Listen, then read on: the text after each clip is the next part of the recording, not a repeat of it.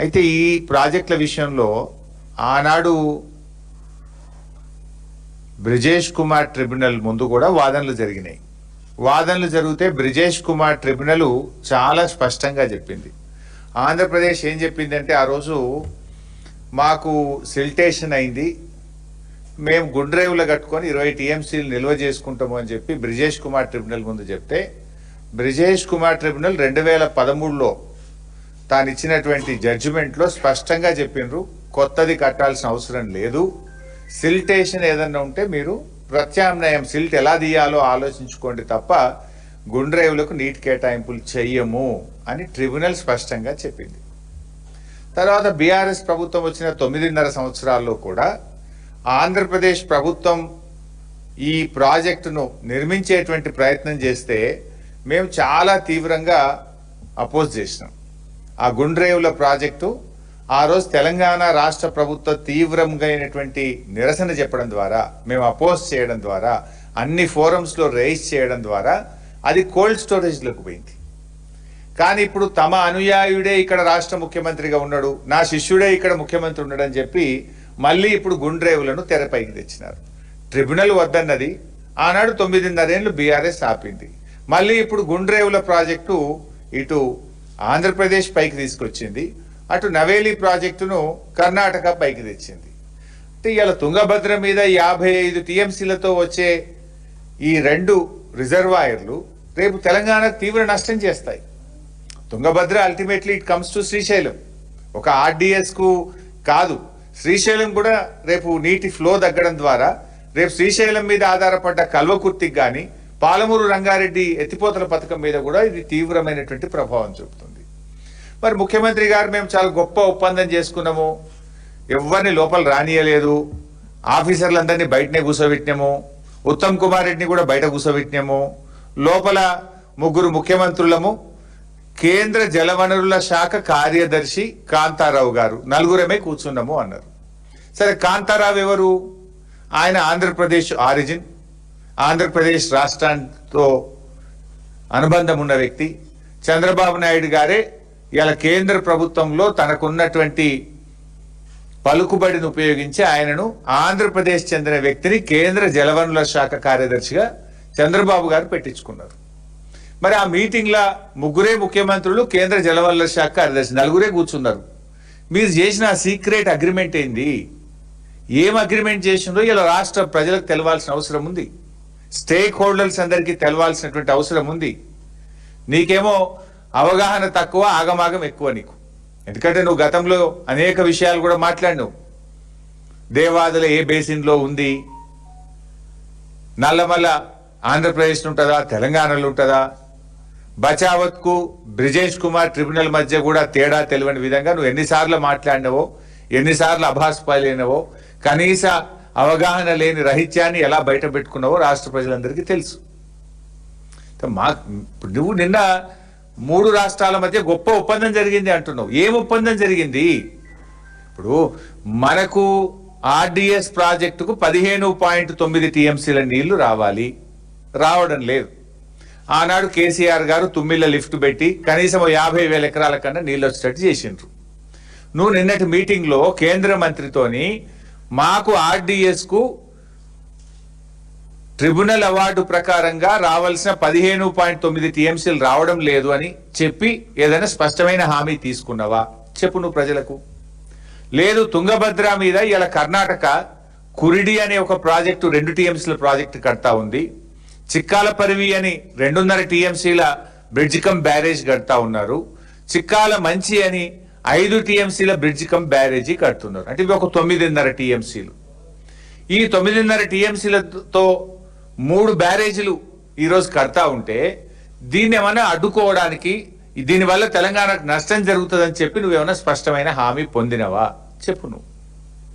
RDS కు 15.9 పక్కా ఇస్తామని కానీ, కర్ణాటక అనుమతులు లేకుండా అక్రమంగా నిర్మిస్తున్నటువంటి ప్రాజెక్టులు నిలిపివేస్తామని ఏదైనా స్పష్టమైన హామీ మీరేమన్నా సిఆర్ పాటిల్ గారి నుంచి పొందినరా? ఈ రాష్ట్ర ప్రజలకు చెప్పాలని మేము అడుగుతా ఉన్నాం.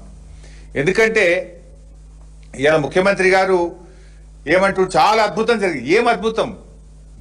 నువ్వు ఇలా ఒకవైపు తుంగభద్ర మీద అటు ఆంధ్రప్రదేశ్ ఇటు కర్ణాటక ఇద్దరు ప్రాజెక్టులు కడుతున్నారు. అవి కాకుండా 3 బ్యారేజీలు కడుతున్నారు. ఇలా కర్ణాటక గవర్నమెంట్ మనకు ఒక లెటర్ రాసింది. కర్ణాటక గవర్నమెంట్ రాసినటువంటి లెటరు కొంత నువ్వు కర్ణాటకతో కుమ్మక్కైనవనేటువంటి ఆందోళన ఇవాళ ఈ రాష్ట్ర ప్రజలకు కలుగుతా ఉంది. ఏం రాసింది? ఇది కర్ణాటక ప్రభుత్వం తెలంగాణకు రాసినటువంటి లేఖ. ఈ లేఖలో కర్ణాటక తెలంగాణను ఏం కోరుతుంది అంటే, further it is requested by the state of Karnataka the state of Telangana not to precipitate the matter with any comments, observation to the concerned authorities, Government of India, in respect of the projects of Karnataka. మేము కట్టుకుంటున్న ప్రాజెక్టులు చిక్కల మంచి bridge cum barrage, చిక్కల పర్వి bridge cum barrage across Tungabhadra river. మేము Tungabhadra river మీద ఈ 2 ప్రాజెక్టులు కట్టుకుంటున్నాము. వీటికి మీరు ఎలాంటి అడ్డంకులు చెప్పొద్దు. మీరు ఏ అడ్డంకులు ఏవి కూడా కేంద్ర ప్రభుత్వం దృష్టికి తీసుకుపోవద్దు. మీరు సప్పుడే కుండుండ్రి అని కర్ణాటక అడిషనల్ చీఫ్ సెక్రటరీ మన తెలంగాణ ఇరిగేషన్ కార్యదర్శికి రాసిన లేఖ. దీనికి మీరు ఏం రెస్పాన్స్ ఇచ్చిండ్రు? నిజంగానే ఇప్పుడు నాకు ఎందుకు ఇది నిజం అనిపిస్తుంది అంటే, ఇప్పుడు సంవత్సరం అయింది ఈ ప్రాజెక్టులు స్టార్ట్ అయ్యి. ఈ కురిడి కానీ, చిక్కల పర్వి కానీ, చిక్కల మంచి కానీ, ఈ 3 ప్రాజెక్టులు కర్ణాటక స్టార్ట్ చేసి దాదాపు కురివి అయితే సగం పని అయిపోయింది కురిడి. ఈ 2 బ్యారేజీలు కూడా ఇలా ముందుకు పోతా ఉన్నారు. ఇప్పటి వరకు తెలంగాణ ప్రభుత్వం అబ్జెక్షన్ కూడా చెప్పలే. కనీసం ఇది ఎట్లా కడతారు అని చెప్పి తెలంగాణ గవర్నమెంట్ కేంద్ర ప్రభుత్వానికి కానీ, కేఆర్ఎంబికి కానీ, కర్ణాటకకు కానీ దీనివల్ల మా తెలంగాణకు నష్టం జరుగుతుంది, దీన్ని ఎలా కడతారు అని చెప్పి ఈ రోజు వరకు తెలంగాణ ప్రభుత్వం సపోర్ట్ చేయలేదు. అంటే మీ కర్ణాటక ఈ ఉత్తరం రాసింది సపోర్ట్ చేయకుంది అని. కర్ణాటక రాసినట్టే మీ చీకటి ఒప్పందం ఏంది, మీరు సపోర్ట్ చేయకుండా ఎందుకున్నారు అని ఇవాళ తెలంగాణ ప్రజల పక్షాన మేము అడుగుతా ఉన్నాం. ఇప్పుడు ఆ 35 టీఎంసీలతోని నవేలి రిజర్వాయర్ కట్టినా ఈ 9.5 టీఎంసీలతో ఈ 3 ప్రాజెక్టులు నిర్మిస్తే దాదాపు మనకి ఎంత నష్టము? 45 టీఎంసీలు. రేపు ఆర్డీఎస్ కు మనకి ఇప్పటికే 15.9లో 5 కూడా రావట్లేదు. అంతేకాదు రేపు తుంగభద్ర నీళ్లు శ్రీశైలంలోకి రావాలి. పైన ఈ నీళ్ళన్నీ ఆగితే రేపు శ్రీశైలంకు ఫ్లో తగ్గితే రేపు శ్రీశైలం మీద ఆధారపడ్డ కల్వకుర్తి ఎఫెక్ట్ అవుతుంది. మనం కట్టుకుంటున్న పాలమూరు ఎత్తిపోతల పథకం ఎఫెక్ట్ అవుతుంది. ఇవన్నీ నష్టం జరుగుతున్నాయని తెలిసి కూడా రాష్ట్ర ప్రభుత్వం ఎందుకు సడి సప్పుడు లేకుండా ఉన్నది అని ఇలా ప్రజల పక్షాన్ని అడుగుతా ఉన్నాం మేము. అయితే అందుకే మేము ఇలా ఆ విషయాలు ఏందో బయట పెట్టాలి. 3 రాష్ట్రాల ముఖ్యమంత్రులతో జరిగిన చర్చల వివరాలు ప్రజల ముందు పెట్టాలి. అంత సీక్రెట్ ఏంది? ఉత్తమ్ కుమార్ రెడ్డి నీళ్ల మంత్రినే బయట ఎందుకు కూర్చోబెట్టినరు? మన తెలంగాణ ఇరిగేషన్ ఇంజనీర్లు, ఐఎస్డబ్ల్యూఆర్ ఇంటర్ స్టేట్ ఇంజనీర్లు కానీ మన ఈఎన్సీని కూడా లోపలికి ఎందుకు రానియలేదు? ఈ ఇంజనీర్లను బయట పెట్టి, నీళ్ల మంత్రిని బయట పెట్టి మీ 3 సీక్రెట్ గా గంట సేపు ఏం మాట్లాడుకున్నారో ఆ వివరాలు ఏంది, తెలంగాణకు జరిగే ప్రయోజనం ఏంది, తెలంగాణకు మన హక్కులు కాపాడడానికి మీరు చేసిన కృషి ఏందో రాష్ట్ర ప్రజల పక్షాన మేము అడుగుతా ఉన్నాం. చెప్పండి. ఇప్పుడు కర్ణాటక గడుతున్న అక్రమ ప్రాజెక్టులు ఆపినరా? ఆర్డీఎస్ కు నీటి వాటా సాధించిండ్రా? మీరు చేసింది ఏందో చెప్పాలని చెప్పి ఈరోజు మేము అడుగుతా ఉన్నాం. ఎందుకంటే మా పోరాడి తెలంగాణ సాధించిన పార్టీ బీఆర్ఎస్ పార్టీ. ఇలా నువ్వు నీ ఇష్టం వచ్చినట్టుగా తెలంగాణ నీటి హక్కులను కాలరాస్తా అంటే ఈ బీఆర్ఎస్ పార్టీ చూస్తూ ఊరుకోదు. ఎందుకంటే తెలంగాణకు ట్రిబ్యునల్ న్యాయబద్ధంగా ఇచ్చినట్టు గోదావరి నీళ్లు కానీ, రాబోతున్నటువంటి కృష్ణా అవార్డుల్లో ఏ ఒక్క చుక్క నీళ్లు తగ్గినా, నువ్వు ఎక్కడ కాంప్రమైజ్ అయినా బీఆర్ఎస్ పార్టీ దానికి అంగీకరించదు. తొందరపాటు నిర్ణయాలతో దీర్ఘకాలికంగా రాష్ట్ర ప్రయోజనాలను దెబ్బతీయొద్దని చెప్పి మేము ఈ ప్రభుత్వాన్ని హెచ్చరిస్తా ఉన్నాం. ఇవాళ జరుగుతున్నది ఏంది? యాక్చువల్గా తన అవగాహన రహిత్యంతో రేవంత్ రెడ్డి గారు రాష్ట్రానికి అన్యాయం చేస్తుండనేటువంటిది మా భావన. ఇవాళ 4 అంశాలు కలిపి మాట్లాడుతుండ ఆయన. There are 4 different issues. ఇందులో మొదటి ఇష్యూ ఏంది? గోదావరి నదిలో తెలంగాణకు 968 టీఎంసీల నీటి కేటాయింపులు ఉన్నాయి, నికర జలాల కేటాయింపులు ఉన్నాయి మనకు. ఈ 968 టీఎంసీలో ఇప్పటి వరకు 830 టీఎంసీలకు మనకు technical advisory clearance, final clearance ఇరిగేషన్లో టీఎస్సీ తెచ్చుకున్నాం. 830 వరకు తెచ్చుకున్నాం. ఇంకా 138 టీఎంసీలకు అనుమతులు రావాల్సి ఉన్నది. అయితే ఆ 138 అనుమతులు తొందరగా తెచ్చుకోవాలి.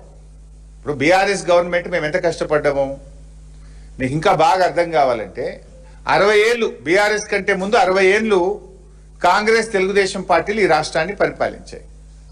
తెలంగాణకు కేటాయించిన 968 టీఎంసీలో 60 ఏళ్లలో మన ప్రాజెక్టులకు అనుమతి వచ్చింది ఎంత అంటే 265 టీఎంసీలు. 60 years 265 టీఎంసీస్కు మనకు అనుమతులు వచ్చినాయి. 9.5 సంవత్సరాల బీఆర్ఎస్ ప్రభుత్వం బీఆర్ఎస్ హయాంలో 383 టీఎంసీలకు గోదావరిలో మేము అనుమతులు తీసుకొచ్చాం.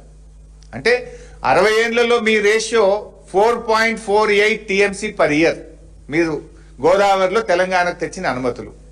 9.5 ఏళ్లలో 383 టీఎంసీలు అంటే 40.36 టీఎంసీలు పర్ ఇయర్. అంటే మీకంటే 10 times. మీరు 4, మేము 40 టీఎంసీలు ప్రతి సంవత్సరం అనుమతులు తెచ్చినాం మేము. మరి ఇప్పుడు మీరు వచ్చి కూడా 2 సంవత్సరాల 7 నెలలు అయింది. ఏమైనా తెచ్చిండ్రా? ఇప్పుడు మేమున్నప్పుడు కూడా ఇంటర్లింకింగ్ ఆఫ్ రివర్స్ అనే సబ్జెక్ట్ నడుస్తూ వచ్చింది. బట్ మేమేం చెప్పినాం ఆ రోజు? ముందు మా 968 టీఎంసీల నికర జలాలకు మా ప్రాజెక్టులన్నీ క్లియర్ చేసినాకనే ఇంటర్లింకింగ్ ఆఫ్ రివర్స్ చేపట్టాలి అని స్పష్టంగా బీఆర్ఎస్ చెప్పింది. ఇవాళ మీరు ఆ 968 అనుమతులు తేకుండానే తొందరపడి ఇంటర్లింకింగ్ మీద మీరు ఎందుకు ముందుకు పోతున్నారు? 968 అనుమతులు ఎందుకు తేలే మీరు? బ్యాలెన్స్ ఇప్పుడు మనకు 830 టీఎంసీలు వచ్చేసినాయి. మిగతా 138 టీఎంసీలు ఇక్కడ డిపిఆర్లు ఇచ్చినాం మేము ఆల్రెడీ. సమ్మక్క సాగర్ 47 టీఎంసీలు, వార్ధా 20 టీఎంసీ, ఎల్లంపల్లి 30 టీఎంసీ. ఈ డిపిఆర్లని ఢిల్లీలో ఉన్నాయి, మా ప్రభుత్వమే సబ్మిట్ చేసింది. మీరు వచ్చినాక వాపసు వస్తున్నాయి, క్లియరెన్స్లు వస్తలేవు, వాపసు వస్తున్నాయి. సమ్మక్క సాగర్ వాపసు వచ్చింది, వార్ధా వాపసు వచ్చింది. మీరు పట్టించుకోవడం లేదు. మన 968కి పూర్తి హక్కులు తెచ్చినాక ఛత్తీస్గఢ్ లో మిగిలి ఉన్న 147 టీఎంసీలతో ఇంటర్లింకింగ్ ఆఫ్ రివర్స్ చేస్తాము అన్నారు. చెయ్యండి, దానికి అభ్యంతరం లేదు. ఆనాడు బీఆర్ఎస్ ఏం చెప్పింది? ముందు మా 968 టీఎంసీలు గోదావరిలో మాకు టీఏసీ క్లియరెన్స్లు అన్ని అనుమతులు ఇచ్చినాక ఇంటర్లింకింగ్ ఆఫ్ రివర్స్ చేపట్టాలి. నంబర్ 1. నంబర్ 2, ఆ ఇంటర్లింకింగ్ తెలంగాణ గుండనే వెళ్ళాలి. సమ్మక్క సాగర్ టు నాగార్జున సాగర్ వెళ్ళాలి. నంబర్ 2. నంబర్ 3, ఆ ఇంటర్లింకింగ్ 147 టీఎంసీల్లో సగం నీళ్లు మాకు ఇయ్యాలి, అంటే 74 మాకు ఇయ్యాలి. ఇవన్నీ రికార్డులలో ఉన్నాయి. మినిట్స్ ఆఫ్ ద మీటింగ్ లో స్పష్టంగా తెలంగాణ ప్రభుత్వం తరఫున నీళ్ల మంత్రిగా నేను, ఆనాటి మన అధికారులు స్పష్టంగా 100 సార్లు చెప్పినాం, 100 మీటింగుల్లో చెప్పినాం, మినిట్స్ లో రికార్డ్ అయి ఉన్నది. అయితే ఈ రోజు రేవంత్ రెడ్డి చేస్తున్నది ఏంది? ఈ 968 గురించి ఆలోచన చేయక మనకు